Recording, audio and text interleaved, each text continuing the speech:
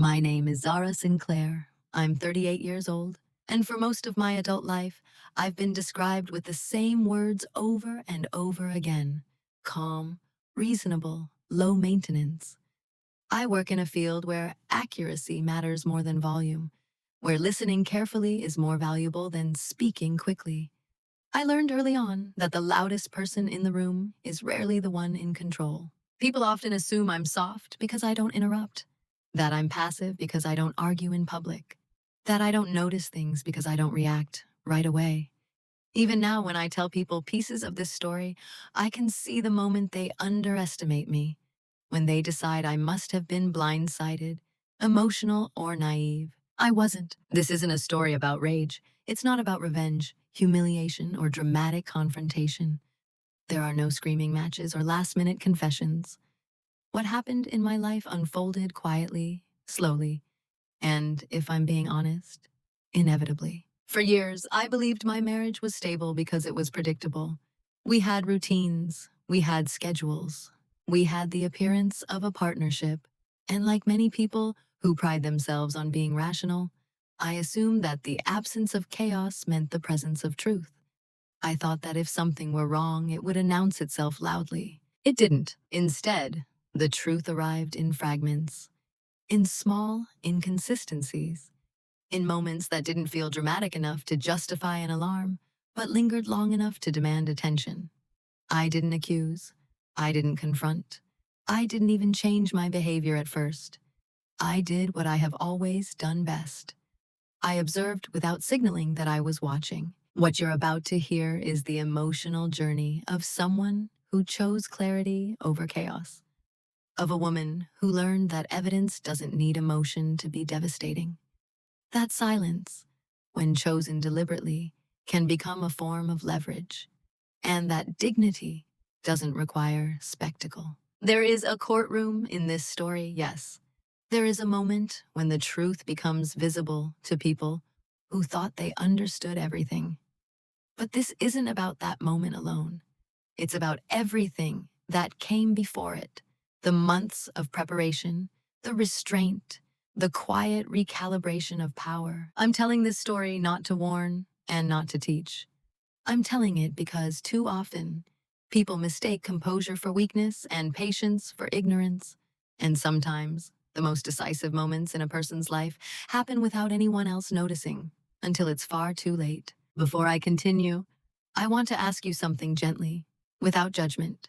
Have you ever realized that someone underestimated you and didn't know when that happened? To most people, I was uncomplicated. That's the word they used when they talked about me, sometimes kindly, sometimes dismissively. Zara's easy. Zara doesn't make things difficult. Zara's fine with whatever. I became that version of myself slowly, without ever consciously choosing it. It was a role shaped by repetition, by how often people realized they could lean on me without resistance. In my marriage, I was the stabilizer, the one who remembered appointments, the one who paid bills on time, noticed when groceries ran low, kept track of birthdays, deadlines, and insurance renewals. I didn't announce these things. I simply did them. Over time, my competence became invisible, like electricity in the walls. Always there, only noticed if it failed. My husband liked to tell people how lucky he was to have someone low drama. He said it like a compliment. And maybe, at first, it was. I didn't confuse emotional control with emotional absence. I felt deeply. I just didn't perform it. I didn't believe love needed an audience, but perception hardens when it goes unchallenged. At dinners with friends, conversations flowed around me more than through me. Not because I wasn't asked questions, but because my answers didn't demand space. I listened carefully. I responded thoughtfully. I didn't interrupt to reclaim attention. Over time, people stopped waiting for my input. They assumed agreement in my silence. Even professionally, the pattern repeated. I was trusted with sensitive work, with details others missed. I was the person brought in to quietly fix problems before they became public. That reputation followed me home. Calm, reliable, non-reactive, safe. What no one seemed to consider was that Calm people still notice when something shifts. That reliability doesn't mean blindness.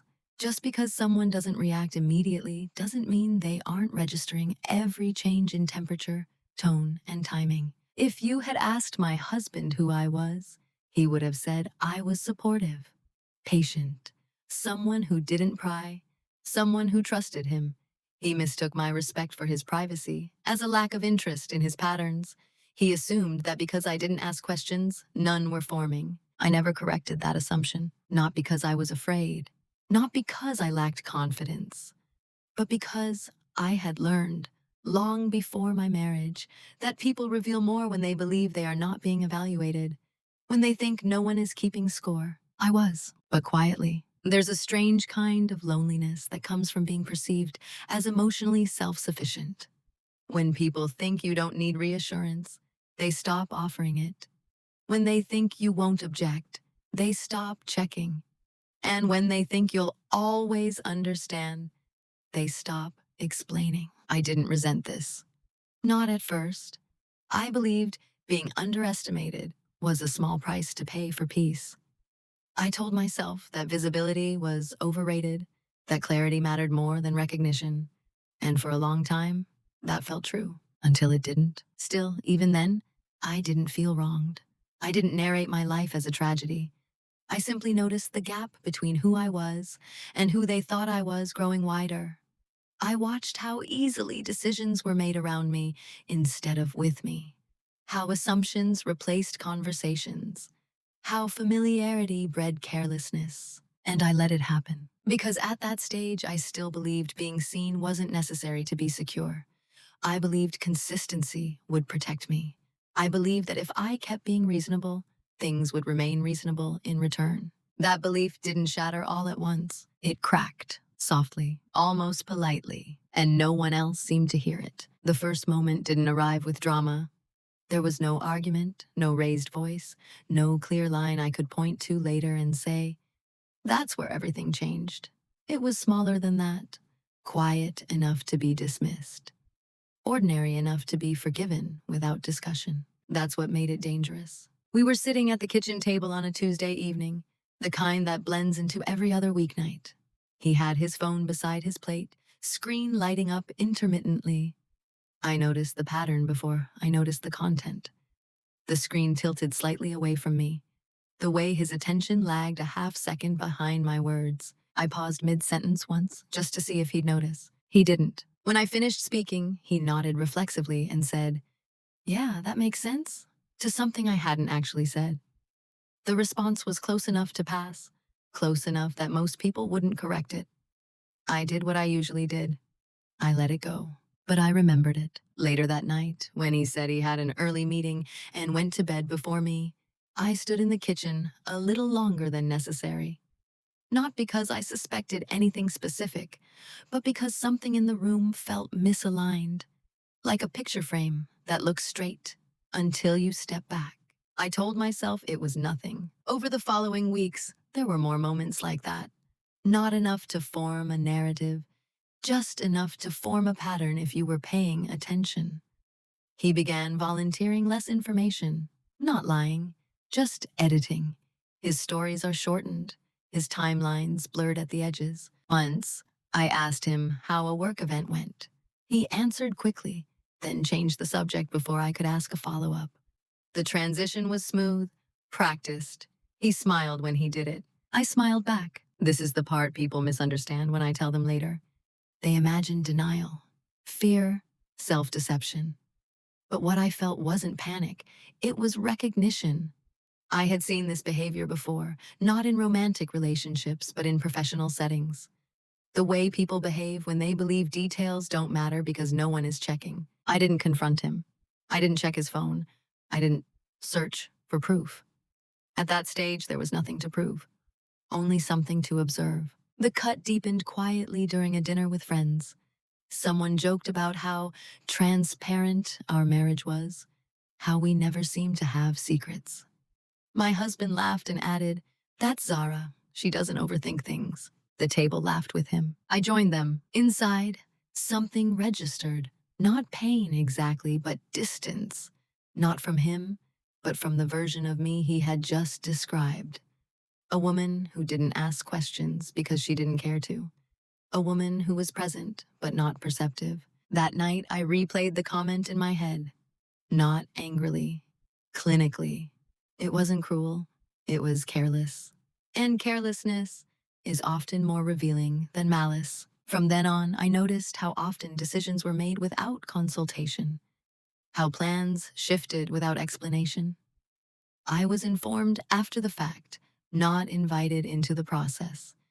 Each instance was minor, defensible, easy to excuse. So I excused them. I told myself that long relationships go through phases, that attention ebbs and flows, that independence should be respected. I reminded myself that trust isn't measured by surveillance. All of that was true. What I didn't acknowledge, at least not yet, was that respect had quietly exited the room. And respect doesn't leave loudly. It slips out when no one is watching. The first small cut didn't hurt because it wasn't meant to. It was a test, not of my loyalty, but of my attentiveness, of how much could be taken without consequence. I passed the test by staying silent. He passed it by, assuming silence meant nothing had been noticed. Only one of us was correct. Disrespect doesn't arrive fully formed. It grows through repetition, through the quiet confidence that comes from getting away with small things over and over again. By the time it becomes visible, it already feels familiar, normal, almost reasonable. That's how it happened with us. After the first moments I couldn't quite name, there were many more that followed the same shape. Conversations where my input was acknowledged but not integrated. Decisions that were presented as conclusions instead of discussions. Changes in the schedule that assumed my flexibility without asking for it. Each time I told myself a story that kept the peace. He's stressed. This is temporary. I don't need to micromanage my own marriage. I had spent years believing that emotional maturity meant not reacting to every shift in tone, that security meant not needing constant reassurance. So when my husband started answering questions with partial truths, I reframed it as efficiency. When he grew impatient with clarifying questions, I called it fatigue. I was very good at protecting other people from accountability when it threatened harmony. What made it easier was that no one else seemed to notice anything was wrong. Friends still saw us as balanced, functional, the couple who had figured things out. When I mentioned feeling slightly out of sync, never accusing, always hedging, the responses were immediate and dismissive in the gentlest ways. Every marriage has phases. You're probably just overthinking it. He seemed so devoted. And because I had built a reputation for being level-headed, their reassurance felt like confirmation. If I were the calm one, then surely this unease must be irrational. So I adjusted. I stopped asking follow-up questions when his answers felt incomplete. I told myself the gaps didn't matter. I accepted schedule changes without explanation and reframed them as trust. I lowered my expectations of shared presence and called it independence. The truth is, I was teaching him how little effort was required to maintain the appearance of partnership, and he learned quickly. There's a moment that stands out now, not because it was particularly dramatic, but because of how easily I swallowed it at the time. He canceled a weekend plan we'd had for months, saying something vague had come up at work. No apology, no rescheduling, just a statement. I nodded, said, okay, asked if he needed anything. Later, alone, I noticed my reaction with mild curiosity. Not sadness, not anger, just a subtle recalibration of expectation. As if some internal system had quietly adjusted its baseline. This is how normalization works. You don't feel wronged. You feel adaptable. You don't confront. You accommodate. And each accommodation sends a message you never intended to send.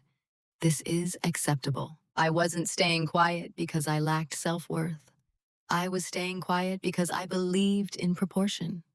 I believed that not every imbalance required correction, that maturity meant choosing which battles mattered. What I didn't see yet was that silence, repeated often enough, becomes an agreement. My husband grew more comfortable moving through our shared life as if it were primarily his.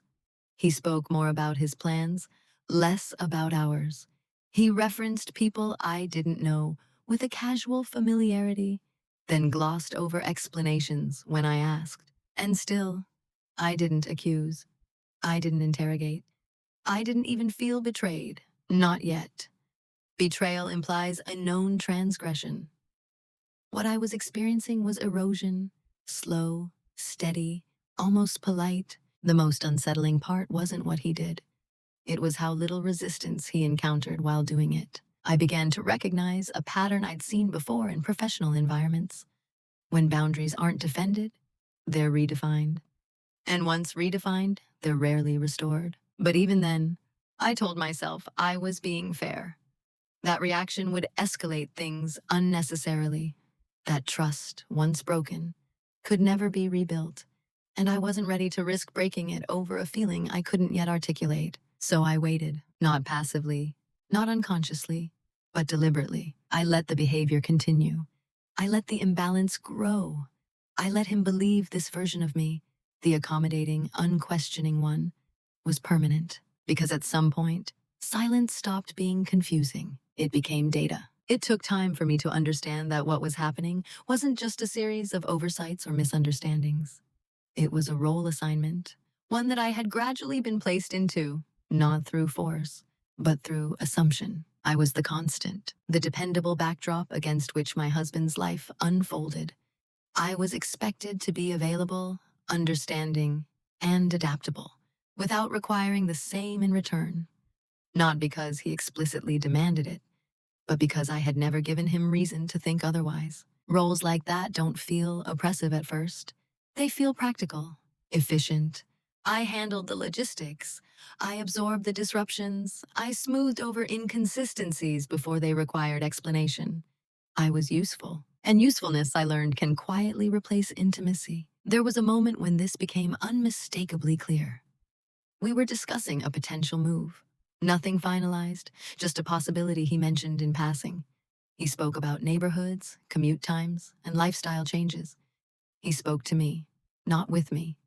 When he finished, he asked, almost as an afterthought, "You'd be fine with that, right?" It wasn't a question. It was a confirmation. I heard myself say yes before I had fully processed what he'd proposed. Not because I agreed, but because that was the version of me he expected. The reasonable one, the flexible one, the woman who didn't complicate things. Afterward, I sat alone and replayed the conversation, not emotionally, but analytically. I realized something uncomfortable. He hadn't considered whether I wanted the same future. He had assumed my role was to adjust. That assumption didn't come from arrogance alone. It came from precedent. I had trained him, unintentionally, to see my presence as stable but secondary, supportive but non-directive. I was consulted for execution, not direction, for maintenance, not meaning. What startled me wasn't resentment. It was clarity. I saw how often my needs were framed as optional, while his were treated as default. How my silence was interpreted as agreement.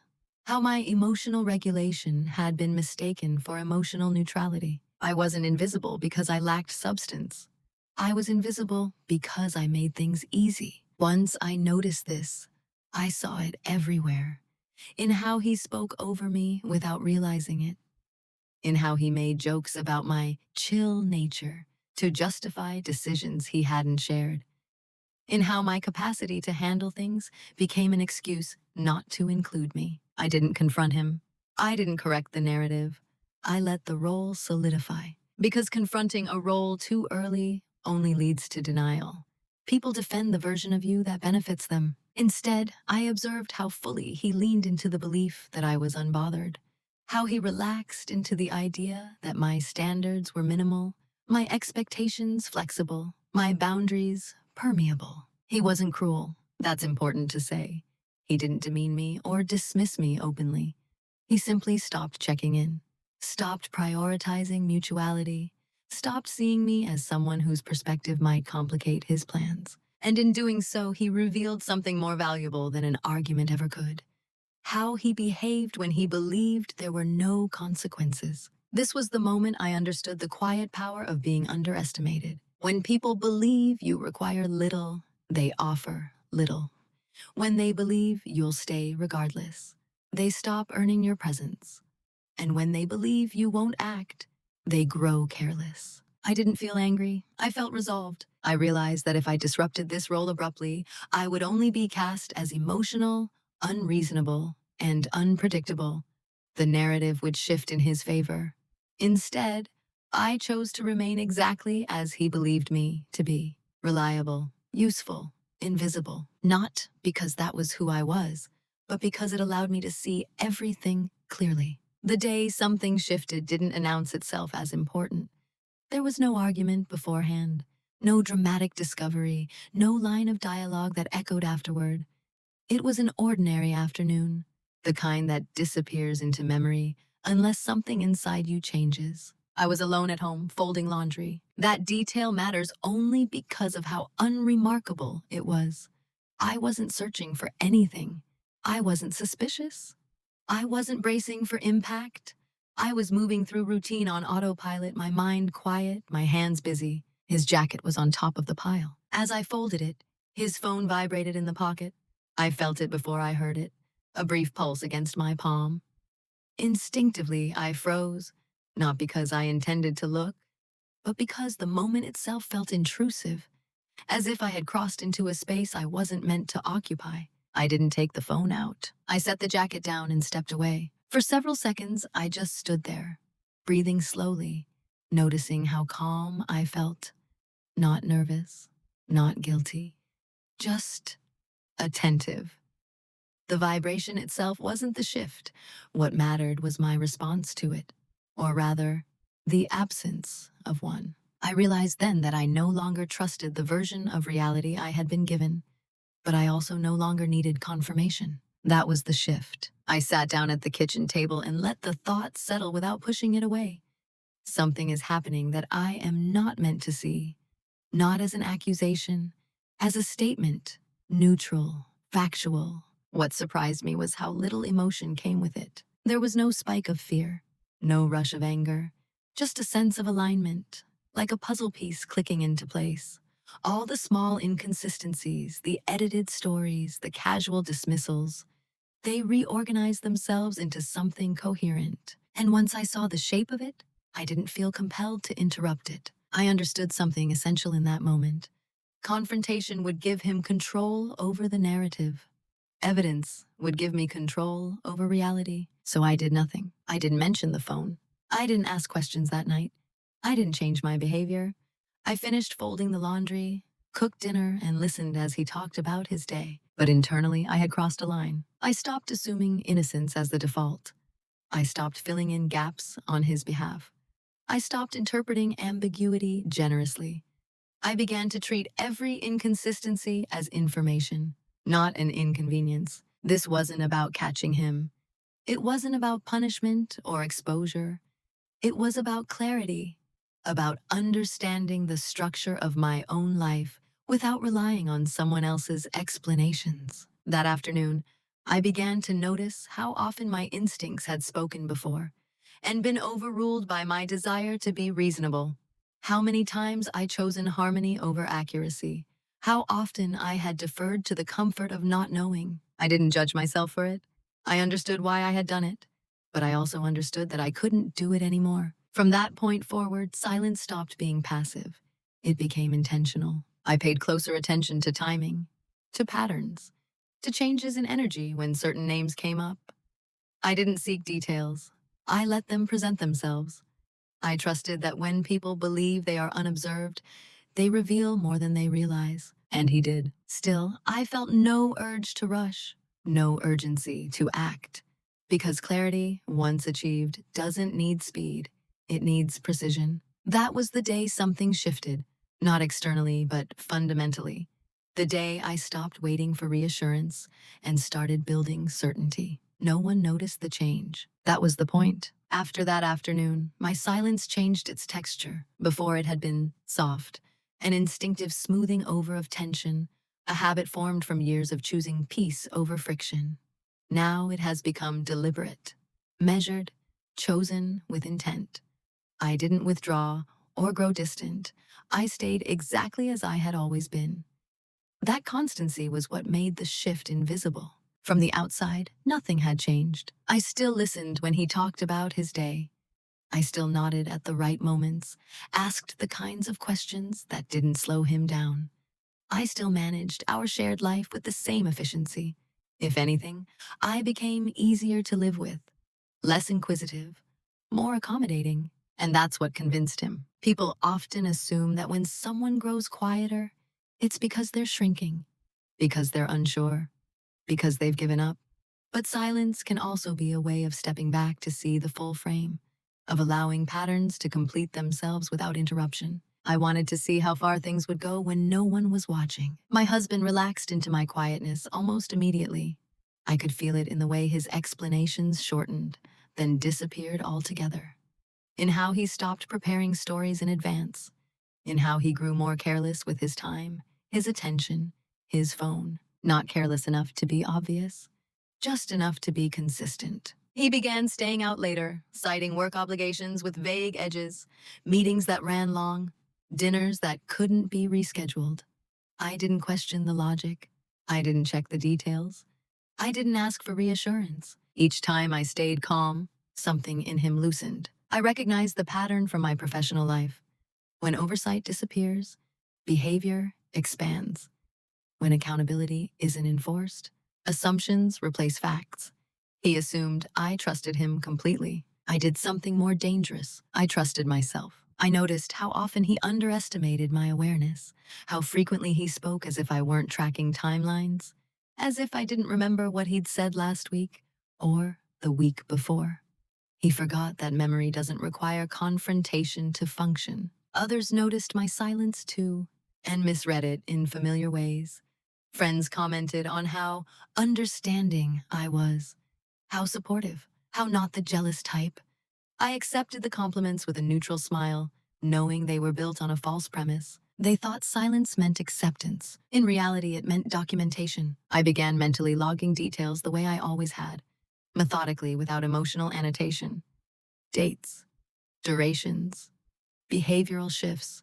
I didn't write anything down yet. I didn't need to.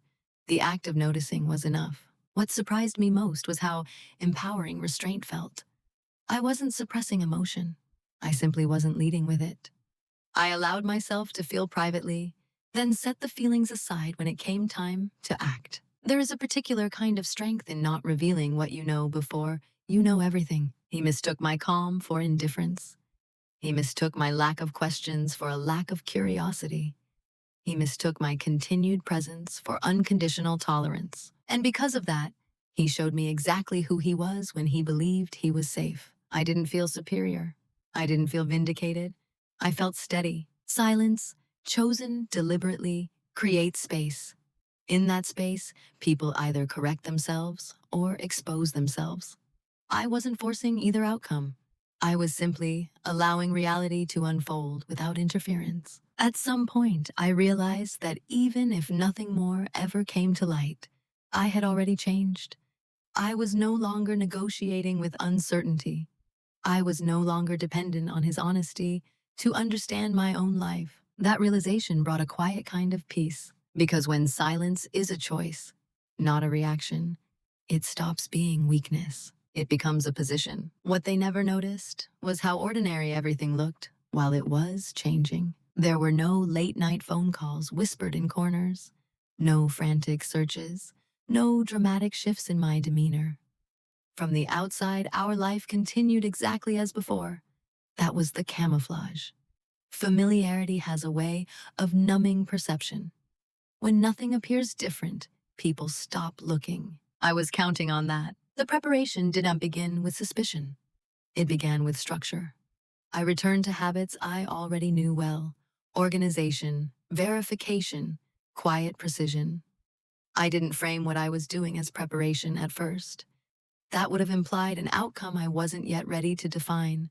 Instead, I told myself I was simply clarifying my own reality. I started small. I paid closer attention to schedules, not interrogating them, just noting them. When he said he'd be late on Thursdays, I remembered that. When a new name entered the conversation, I registered it without comment. I noticed how often certain explanations clustered around the same days, the same time windows. Patterns don't announce themselves. They reveal themselves through repetition. At work, I had been trained to separate signal from noise, to distinguish anomalies from trends. I applied that same discipline at home. One late night means nothing. 5 late nights, all on the same day of the week, means something else entirely. Still, I didn't act. I waited for the data to stabilize. I also began educating myself quietly. Not about infidelity specifically, but about process. About how information becomes evidence. About how documentation functions when emotions are removed from the equation. I read about legal timelines, about digital records, about what courts consider relevant and what they dismiss as speculation. This wasn't paranoia. It was preparation without panic. I reviewed our shared finances, not searching for wrongdoing, but reacquainting myself with systems I had trusted for years. I noted account access, transaction rhythms, and expense categories. Nothing alarming at first glance. But again, patterns mattered more than isolated facts. What I never did was tip my hand. I didn't suddenly ask about passwords. I didn't demand transparency. I didn't change my routines in ways that would invite scrutiny. I understood instinctively that once someone suspects they're being watched, behavior becomes performative. I wanted authenticity. And authenticity requires comfort. He grew increasingly comfortable. The irony is that the more I withdrew emotionally, the more he assumed I was content. He filled the silence with his own assumptions, his own justifications. He began explaining less because he believed less explanation was needed. I let him believe that. I also began repositioning myself mentally. I stopped thinking in terms of us and started thinking in terms of me within a system. That shift mattered. It allowed me to ask different questions. Not, why would he do this? But what does this structure allow? Once you see behavior as enabled rather than accidental, clarity sharpens. There were moments when I could have intervened, when a pointed question might have disrupted the pattern, when a well-timed comment might have forced a recalibration. I chose not to, not because I was afraid of confrontation, but because I was committed to completeness. I wanted the full picture, not for revenge, not even for validation, but because partial truths lead to partial decisions. And I had learned the cost of those. What no one noticed, least of all him, was how much ground I was quietly covering. How I was building a framework strong enough to support whatever truth emerged, without collapsing under it. I was careful not to frame myself as a victim. Even internally, that narrative weakens judgment. Instead, I saw myself as an analyst in the middle of a long-term assessment. Detached, but invested. Calm, but thorough. And slowly, without any single dramatic revelation, the picture clarified. I could see where time was going, where attention was being redirected, where emotional energy no longer returns home. Still, I said nothing, because preparation isn't about speed. It's about timing. And timing, I knew, would matter more than emotion ever could. The truth didn't arrive all at once. There was no single moment of shock, no cinematic reveal that knocked the breath out of me. What happened instead was quieter and far more decisive. The information assembled itself gradually, until denying it would have required active dishonesty with myself. The private reveal wasn't about discovering that something was happening. I already knew that much. It was about understanding how long, and how carefully it had been concealed. And that understanding changed everything. It began with something mundane. A shared cloud storage account we both used for household documents. Insurance policies, scanned receipts, tax records. I hadn't accessed it in months. One evening, while organizing files for unrelated reasons, I noticed a folder that didn't belong. The name was generic, forgettable, the kind of label people use when they don't expect anyone to look closely. I didn't open it right away. That pause mattered. I wasn't afraid of what I'd find. I was aware of the consequences of knowing. Once something is seen, it can't be unseen. Once clarity is achieved, it demands a response. If not immediately, then eventually. When I opened the folder, I didn't feel anger. I felt confirmation. Photos, time-stamped, casual, intimate in ways that don't require explanation. Not explicit, nothing crude or sensational, but unmistakably personal. Taken over months, different locations, different days. This wasn't a lapse. It was a parallel life. I closed the folder carefully as if handling something fragile. Not because I needed to protect him, but because I needed to protect the integrity of what I had just learned. I understood immediately that these files weren't just emotional proof. They were structural leverage. Evidence doesn't need emotion. That phrase surfaced in my mind with unexpected clarity, because what I was looking at wasn't betrayal in the abstract, it was documentation. Objective, verifiable, immune to reinterpretation. I didn't cry. I didn't pace. I didn't confront. I made tea, sitting at the table, hands steady around the mug. I reviewed what I knew now versus what I had assumed before. The timeline extended further back than I'd expected. The care taken to separate this part of his life from ours wasn't accidental. It was practiced. That mattered. It told me something essential. If he was capable of this level of compartmentalization, then emotional appeals would be useless. Remorse, if it came, would be strategic.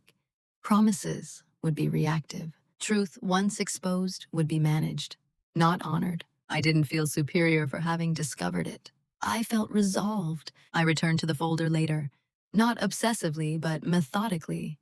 I noted dates, locations, patterns of frequency. I did not save copies. I did not forward anything. I didn't need to. The existence of the material in a shared account was enough. I also noticed what wasn't there. No expressions of guilt, no signs of ambivalence. The tone of the messages, what little I saw, was confident, casual, as if this arrangement had settled into something comfortable. That clarity stripped away the last of my hesitation. This wasn't about a mistake to be repaired. It was about a reality to be acknowledged. Still, there was no urge to expose him immediately. No impulse to reclaim power through confrontation. I understood instinctively that revealing what I knew would collapse the structure I now had access to. So I stayed silent, not frozen, not in denial, but strategically still. The private reveal didn't make me emotional. It made me precise. It allowed me to shift from observation to positioning, from awareness to decision-making. That night, he came home as usual, talked about his day, ate dinner, laughed at something on television. I listened, responded, and participated. He had no idea that the balance of power had shifted completely, and I didn't need him to know, because leverage, once understood, doesn't require immediate use.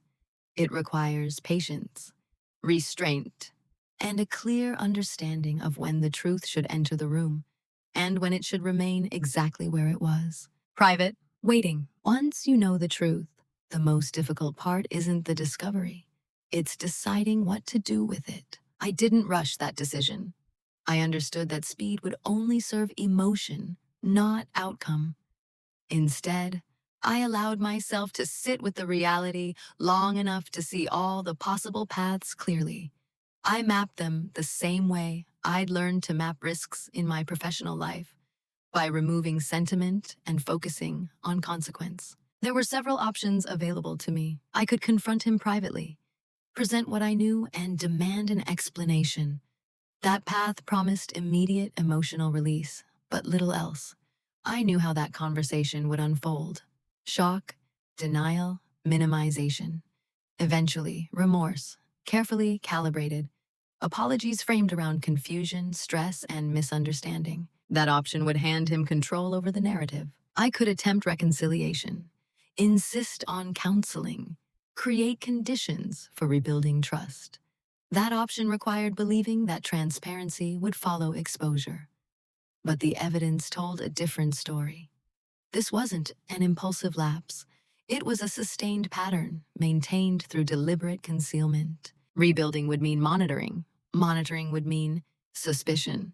And suspicion, once embedded, corrodes everything it touches. I could also leave quietly, file for divorce without explanation, protect my dignity by refusing to engage. That option was tempting in its simplicity, but it carried its own cost.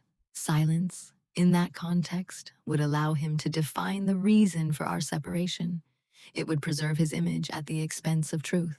And then there was the final option, the irreversible one, to proceed methodically, legally, transparently, to allow facts, not accusations, to speak when the time was right, to ensure that the truth entered the room in a way that couldn't be reframed, denied, or softened. That option required patience. It required me to remain composed in the presence of someone who believed he was getting away with something. It required discipline, not to react, not to hint, not to seek validation from anyone else. But it also offered something the other options didn't: closure without chaos. I didn't make the decision in a moment of anger. I made it on a morning when I woke up clear-headed and certain. I realized that whatever discomfort lay ahead would be temporary. But surrendering my agency, by rushing, confronting, or forgiving prematurely, would be permanent. So I chose the path that aligned with my values. Truth over theatrics, evidence over emotion, finality over ambiguity. From that point on, my internal posture changed. I stopped imagining conversations that would never happen. I stopped hoping for explanations that would never satisfy. I accepted that understanding why was less important than understanding what. The decision didn't make me cold. It made me focused. I didn't feel like I was plotting revenge. I felt like I was restoring balance within myself first. I had spent too long adapting to an environment that no longer respected mutuality. Now, I was preparing to exit it with clarity intact. What surprised me most was the calm that followed the decision. Not relief. Calm, as if a background noise I'd grown accustomed to had finally switched off. I no longer needed to interpret his behavior or manage my reactions to it. I knew what I was going to do, and because I knew, I could wait. The decision point isn't dramatic when you reach it honestly. There's no grand speech, no internal monologue filled with rage, just a quiet recognition that one door has closed and another, once opened, cannot be shut again. I stepped through that door alone, without announcing it. Once the decision was made, everything that followed became procedural, not cold, structured. I wasn't operating from anger or hurt. I was operating from clarity, and clarity simplifies things in ways emotion never can. I began by consulting a lawyer quietly, not someone connected to our social circle, not someone recommended casually over drinks. I researched carefully, looking for someone whose approach aligned with my own: precise, restrained, experienced in cases where discretion mattered. When we met, I didn't narrate my marriage or my feelings. I presented facts, dates, assets, timelines, documentation. The lawyer listened without interruption, then asked the kind of questions that matter when outcomes are decided long before a courtroom is entered. What did I want to protect? What did I want to avoid? What mattered most to me in the long term? I answered honestly. I wanted fairness, not punishment; finality, not negotiation theater; and above all, I wanted the truth to stand on its own, without my voice needing to rise to support it. From there, everything moved quietly. I gathered financial records, not secretly, but responsibly, statements I already had access to, documents we both legally shared. I didn't alter anything. I didn't hide anything. I simply ensured I understood the full landscape before stepping away from it. I adjusted my own accounts, redirecting my salary to a personal one I had maintained years earlier. Nothing dramatic, nothing alarming, just a restoration of independence that had always been available to me. At home, nothing changed. I still cooked dinner, still asked how his day went, still moved through shared routines with practiced ease. That was the hardest part, not because it hurt, but because it required discipline. It would have been easier to withdraw, to signal distance, to demand acknowledgement. But signaling would have altered his behavior, and I needed him exactly as he was. He remained comfortable, unalerted, confident in the narrative he believed was intact. I watched how easily he discussed future plans that no longer included me in any meaningful way. Trips he wanted to take, career moves he was considering. I nodded. Behind the scenes, I finalized timelines, reviewed legal strategy, clarified boundaries with my attorney about what would and would not be said on my behalf. We planned not for confrontation, but for exposure without commentary. Evidence doesn't need emotion. That principle guided every step. What struck me during this phase was how invisible preparation can be when it's done correctly. People imagine planning as something tense and obvious. Late nights, frantic energy, dramatic secrecy. In reality, it looked like normalcy, like nothing at all. Friends saw a calm couple, a stable marriage, a woman who seemed unbothered. My husband saw exactly what he expected to see, someone who trusted him. And that trust, or what he believed to be trust, made him careless. I didn't exploit that carelessness. I didn't provoke it. I simply allowed it to exist. Each quiet step reinforced my resolve. Each document was reviewed. Each decision clarified. I felt no thrill in it, only alignment. Moving in silence isn't about deception. It's about choosing not to announce change until it's complete. Until it can't be undone by someone else's reaction. By the time the legal filings were ready, I had already made peace with the outcome. Not because I was numb, but because I was prepared. No one noticed the shift. That was the point. Consequences rarely announce themselves at the moment they're set in motion. They arrive later, quietly, and often confuse the people who caused them the most. At first, nothing looked different. The legal filings were submitted without spectacle. No dramatic service at work, no scene at home. The process moved forward in the background, like a current beneath still water. I continued my routines. He continued his assumptions. Then small disruptions began to surface. He mentioned casually at first that something felt off. I seemed distracted. I listened without correcting him. The truth was, I was more present than ever, just no longer invested in managing his comfort. He began noticing gaps he couldn't explain. Not in me, but in the environment around him. Questions from his attorney he hadn't anticipated. Delays. Requests for clarification suggested the situation was more defined than he'd assumed. Confusion set in before fear. He tried to fill the uncertainty with charm, with reassurance, with a renewed attentiveness that might have worked months earlier. He brought up memories, inside jokes, shared plans that suddenly felt theoretical. I responded politely, calmly, without hostility. That lack of emotional escalation unsettled him more than anger would have. Friends began to sense the shift too, though they couldn't articulate it. The tone of the invitations changed. Conversations felt cautious. People asked how I was doing in ways that suggested they'd heard something, but not enough to know what. I never clarified. I didn't need to. Loss doesn't always feel like punishment. Sometimes it feels like disorientation. Like standing in a familiar room where the furniture has been rearranged overnight. You know something is wrong, but you can't pinpoint the moment it changed. That's what he experienced. He started explaining himself more often, unprompted, offering details I hadn't asked for, watching my face closely for reactions that never came. He misread my composure as distance, then tried to close it with urgency. What he didn't understand was that the distance wasn't emotional. It was structural. The protections I'd quietly put in place were doing their work. Financial independence, legal clarity, narrative containment, none of it required my ongoing involvement. Systems, once engaged, don't need reassurance. He felt the loss of control before he felt the loss of me. That distinction matters. One evening he asked if we should talk, not confrontationally, almost anxiously. I told him we would when the time was appropriate. That answer frustrated him because it offered no leverage, no timeline he could influence. For the first time, he was reacting to a situation he hadn't designed, and that unsettled him deeply. What I noticed most during this phase wasn't his distress. It was how quickly others adjusted to my steadiness. They took their cues from me. Because I didn't appear devastated, they didn't panic. Because I didn't dramatize, they didn't probe. Composure has a way of stabilizing the narrative around it. The consequences were unfolding, not explosively, but irreversibly.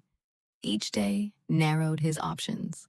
Each unanswered question reinforced that something had already been decided. Still, I didn't explain. I understood that clarity would come soon enough, and when it did, it wouldn't require persuasion. Because consequences don't need volume. They need time. By the time he realized something was truly wrong, it was already beyond repair. There's a specific moment when confidence collapses, not dramatically, but inwardly. You can see it in the way someone begins repeating themselves, as their questions grow more urgent but less precise, in the way they search for emotional entry points that no longer exist. That's where he was. He started asking what he had done wrong, not directly, not clearly. The questions came wrapped in uncertainty. Have I upset you somehow? Did I miss something? You know you can tell me anything, right? Each one was an attempt to re-enter a conversation that had already ended. I listened. I answered neutrally. I didn't reassure him. Reassurance would have implied that something was still being negotiated. It wasn't. He tried nostalgia next, reminded me of how long we'd been together, of challenges we'd overcome, of the version of us that existed before things became complicated. He spoke as if invoking history might restore relevance. But history doesn't override structure. I could see the panic building when those strategies failed. His tone shifted, not to anger, but to confusion. He began oscillating between closeness and distance, unsure which one would prompt a reaction. He grew hyper-aware of my movements, my silences, my schedule. I remained consistent. That consistency is what made it too late. At some point, he realized I wasn't withholding information. I was operating with it, and that realization terrified him. Because information asymmetry changes everything. The person who knows more no longer needs to explain themselves. He asked, finally, if there was someone else. The irony didn't move me. I answered honestly. No, there wasn't. That truth unsettled him more than a lie would have, because it meant my withdrawal wasn't fueled by distraction, it was fueled by decision. He apologized then, not for anything specific, just broadly, emotionally. Apologies that circle without landing are designed to soothe the speaker, not repair damage. I acknowledged them without accepting them. That moment marked the shift from confusion to regret. I could see him recalculating, trying to locate the point of no return. The problem was, there hadn't been one moment. There had been hundreds, and he had dismissed each one as inconsequential. People often think relationships break because of one catastrophic event. In reality, they break because small violations accumulate without consequence, until consequence arrives fully formed. And when it does, there's nothing left to fix. He began offering transparency too late, volunteering access, proposing conversations, suggesting counseling.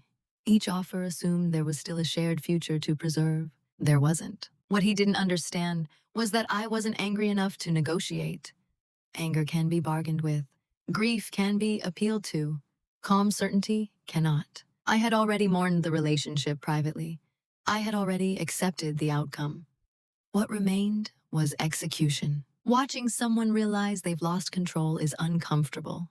Not because it's satisfying, but because it reveals how much they relied on assumptions instead of care. He had assumed my patience was infinite. My silence isn't conditional.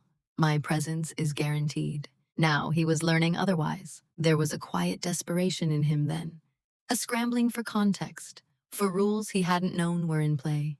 He wanted to rewind, to correct without consequence. But consequences don't rewind. They arrive when the window for prevention has closed. By the time he understood that I wasn't going to explain myself into staying, the process was already in motion.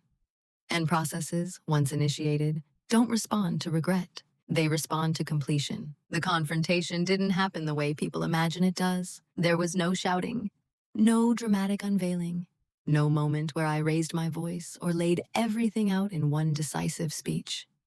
By the time we finally sat down to talk, really talk, the outcome had already been determined. What remained wasn't conflict, it was clarification. We were sitting across from each other in the living room, early evening. The light was fading, that neutral hour where shadows soften and edges blur. I remember thinking how ordinary it looked. How many conversations had happened in that same space without ever touching what actually mattered. He started speaking first. He said he felt like he was losing me, that he didn't understand when it had happened, that he wanted a chance to explain, to fix things. His voice wasn't defensive. It was careful, controlled, as if he were afraid that one wrong word would cause something fragile to break. I let him finish. When I spoke, I didn't list grievances. I didn't reference every slight, every dismissal, every quiet erasure. I didn't need to. I told him simply that I knew about the other relationship, that I had known for some time, that I had chosen not to confront him because I needed clarity, not reassurance. There was a pause after that, a long one. He asked how I knew. I didn't answer. That was the moment he understood that the conversation wasn't an exchange. It was a boundary. I wasn't there to negotiate facts or compare versions of reality. I was there to state what was already true. He tried to explain anyway, to contextualize, to frame it as something that had happened gradually, unintentionally. He spoke about loneliness, about feeling unseen, about the circumstances that made it complicated. I listened without interruption. When he finished, I said something that surprised even me with its simplicity. I believe you're telling me the story that makes this survivable for you. I didn't accuse him of lying. I didn't dispute details. I acknowledged his need to narrate himself in a way that preserved dignity. And then I told him that my decision didn't depend on which version he preferred. He asked if there was any way forward. I told him no. Not because I lacked forgiveness, but forgiveness doesn't require proximity. And trust, once dismantled structurally, can't be restored emotionally. There was no anger in my voice when I said it, no triumph, just finality. He searched my face for something: pain, rage, hesitation. I gave him none of it, not intentionally. I simply didn't have it to give anymore. Those emotions had already done their work privately. I explained that I had moved forward legally, that the process was already underway, that there would be no public spectacle, no character assassination, no rewriting of history, just a conclusion. He asked if I hated him. I said no. That answer unsettled him more than anger would have. Hatred would have meant engagement. It would have implied unfinished business. What I felt was something quieter, detachment informed by understanding. We sat there for a few more minutes. The silence wasn't hostile, it was instructional. It marked the distance between what could have been addressed earlier and what could no longer be changed. When the conversation ended, it ended cleanly. No dramatic exit, no last words meant to linger, just an understanding that this chapter was closed, not slammed shut. Confrontation doesn't need heat to be decisive. Sometimes calm is the most unambiguous language there is. After everything was settled, people expected a transformation they could recognize. They looked for signs of damage or triumph, for anger or relief, or some visible marker that would help them categorize what I had been through. When they didn't see it, they seemed unsure how to relate to me.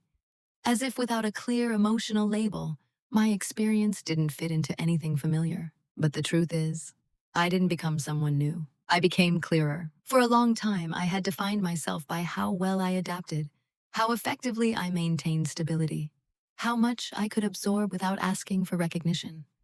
That version of me was competent, composed, and quietly exhausted. Now my sense of self is anchored differently. I no longer measure my value by my usefulness to others.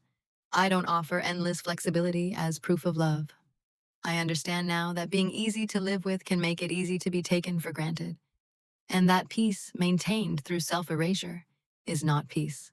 It's postponement. There's no bitterness in that realization, only precision. I didn't emerge from the experience hardened or suspicious. I emerged selective, more attentive to how consistency is built and how easily it erodes when it isn't reciprocated. I listen differently now, not just to words, but to patterns. What do people do when they believe no one is watching? What changed most wasn't my trust in others. It was my trust in myself. I learned that my instincts had been accurate long before I acknowledged them, that my restraint had been mistaken for tolerance. Not because restraint is flawed, but because it needs boundaries to remain healthy. Silence, I learned, is powerful, but only when paired with discernment. My life now is quieter in ways that feel intentional rather than empty. I make decisions without over-explaining them. I allow discomfort when it signals misalignment instead of smoothing it over immediately. I take up space calmly, without apology. I also no longer rush to be understood. Understanding isn't owed to everyone, especially not to people who benefited from misunderstanding you. I still value fairness, still believe in accountability without cruelty. I didn't need to humiliate anyone to reclaim my agency. I didn't need to narrate my pain publicly to validate it privately. That restraint wasn't weakness, it was alignment. There are moments when I reflect on who I was before all of this, not with regret, but with respect. That woman believed in patience, in generosity, in the idea that calm could stabilize anything. She wasn't wrong. She was simply operating without full information. Now I operate with clarity. I don't romanticize what happened, and I don't define myself by it. It's part of my history, not my identity. What remains is an internal stillness I didn't have before, a confidence that doesn't need reinforcement, a steadiness that doesn't require performance. If there's one thing I carry forward, it's this. Composure is not silence for others' comfort. Its presence is rooted in self-respect. And that version of me, the one who no longer negotiates her worth quietly, is the most grounded I've ever been. There's a temptation, when a story like this ends, to look for a lesson sharp enough to package neatly. A warning, a rule, something that feels transferable. But the truth is quieter than that. What I learned didn't arrive as a slogan. It arrived as a recalibration. For a long time, I believed that dignity meant enduring without complaint, that emotional maturity meant absorbing discomfort so others wouldn't have to face it. I thought restraint was synonymous with generosity, and that silence was always the more graceful choice. What I understand now is that silence is neutral. It can protect peace, or it can protect patterns that don't deserve protection. The difference lies in awareness. Evidence doesn't need emotion. That isn't a statement about coldness or detachment. It's a reminder that reality doesn't require performance to be real. Truth doesn't need volume to hold weight, and justice, especially emotional justice, doesn't need spectacle to be complete. I didn't win anything in the way people usually mean when they talk about winning. I didn't emerge louder, harder, or sharper edged. I emerged aligned with myself, with my values, with the reality I had been quietly tracking all along. Quiet dominance isn't about control over others. It's about control over your response, about refusing to hand your clarity to someone who hasn't earned it, about understanding that the most powerful shifts often happen internally, long before anyone else notices. If there's a moral here, it's not to trust or never stay silent.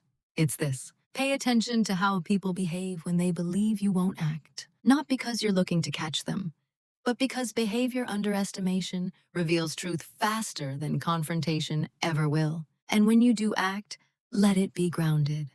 Let it be complete.